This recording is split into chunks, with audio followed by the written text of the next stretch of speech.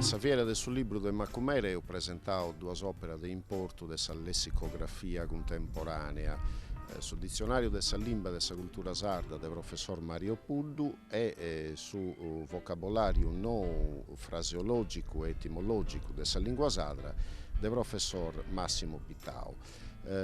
Su vocabolario de Puddu est imprentato de Condages, mentre su vocabolario de professor Pittau data imprentau Domus Deianas Editore. Qual est s'importu de custa duas operas? Este funt operas chi comente un'au in sa presentata intro point aggiudai a nosu sardus a parai facci a questo fenomeno che si narra da lessificazione noa caras italiano chi a dolumano est interessandi a sardu sumeda. Est annai che sa gente sicuramente è pago a fesa a questionare in sardu in certi luoghi, in certi contesti, si indiscaresciti finza de sul lessico patrimoniale della lingua nostra e megada de da reemprasai con lessico de badas chi pigausu dell'italiano.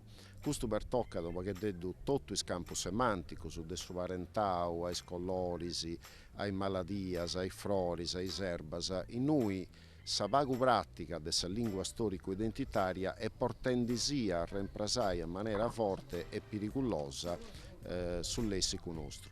Due operas come questa del professor Puddu e del professor Pittau possono aiutare a parte etimologias finzas a frenare questa cosa che i fuedatori sardu su punti fadenti.